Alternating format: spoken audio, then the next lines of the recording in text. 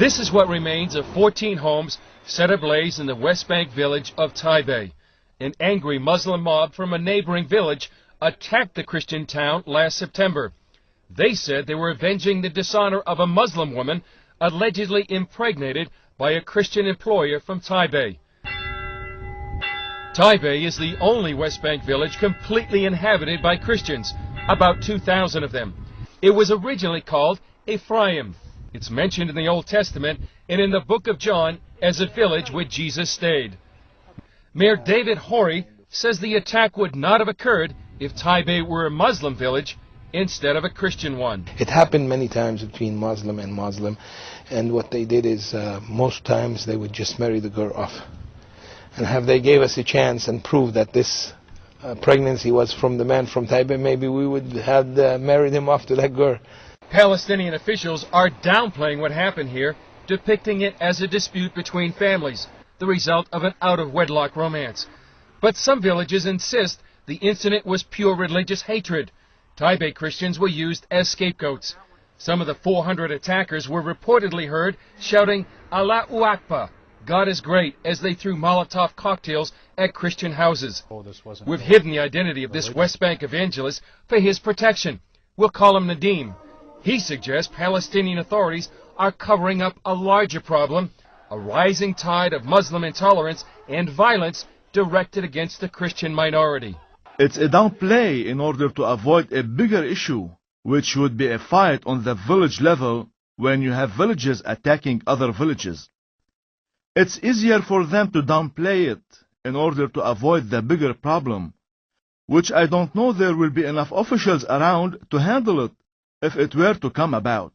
The attack on the village of Taibeh is one more example of the precarious position of Christians in the West Bank and throughout the Middle East. Last February, hundreds of Druze Muslims attacked Palestinian Christians in the northern Israeli village of Mugar. Rioters damaged 125 homes and businesses after a Druze teenager spread the false rumor that Christians had posted pornographic images of Druze women on the internet. Palestinian Christians are in very dire straits. International human rights attorney Justice Weiner has researched the plight of Palestinian Christians for more than 8 years. His findings were recently published by the Jerusalem Center for Public Affairs. Weiner says Palestinian Christians are now living in fear because persecution against them is increasing. I think that the situation has been on a steep downhill for at least 12 years since Israel withdrew from the Palestinian populated areas of the West Bank and Gaza. They fear for their own lives, they fear for their family, they fear for their future as a community. A community that many Christians believe will be marginalized as the Palestinians move towards statehood. It's a hurt church, it's a suffering church. There's no mercy. This Palestinian woman suggests the marginalization of Christians has already begun. We'll call her Hanan. We've hidden her identity to protect her from retribution. Hanan says Christians are now being treated as second-class citizens in the Holy Land because Islamists dominate the Palestinian Authority. Now all the leadership and the people who are in authority, Muslims, and they force their laws, their teachings, their Quran, everything in courts, everywhere, in the schools, everywhere, you know, they threaten people. People afraid to say no. Western leaders say elections scheduled for January prove the Palestinians are committed to establishing a democratic society. But the draft Palestinian constitution shows a government consigned to institutionalizing Islam over secularism. While the draft constitution pledges to guarantee freedom of worship, Islam is stated as the official religion of Palestine. Sharia law is stated as the primary source of legislation. Under Sharia law, any Muslim who leaves Islam and converts to another faith must be killed.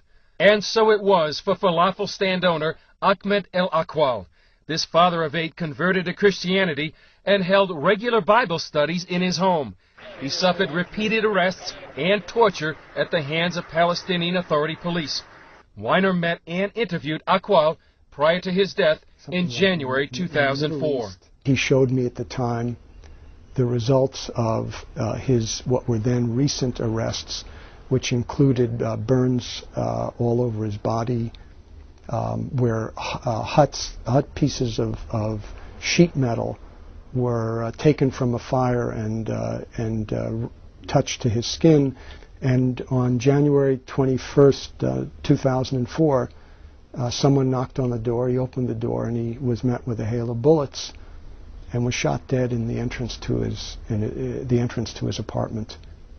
A lot of families, they are leaving because they can't do anything about what's going on. They can't take it. They can't handle it. Hanan says half of her family members left the West Bank because of persecution against them. Her family is not alone. Political instability, economic hardship, and human rights violations have caused a mass exodus of Christians from the West Bank and throughout the Middle East. One recent study shows the Christian presence in Israel, Syria, Lebanon, Jordan, and the Palestinian Authority has declined from a population of 26.4% in 1914 to less than 10% today.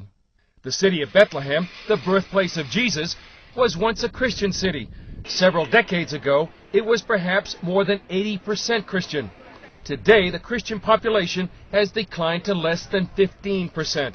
While their numbers may be fewer and persecution against them is increasing, thousands of Christians have chosen to remain in the Holy Land, and some are quietly leading Muslims to Christ.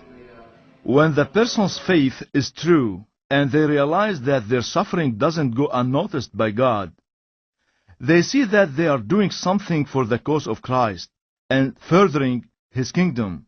Then they grow with more courage, and still the work goes on. In his second letter to Timothy, the Apostle Paul said those who live a godly life in Christ will be persecuted. Nearly 2,000 years later, those words are ringing true for Palestinian Christians in the Holy Land, where persecution is now a way of life. From the West Bank, Chris Mitchell, CBN News.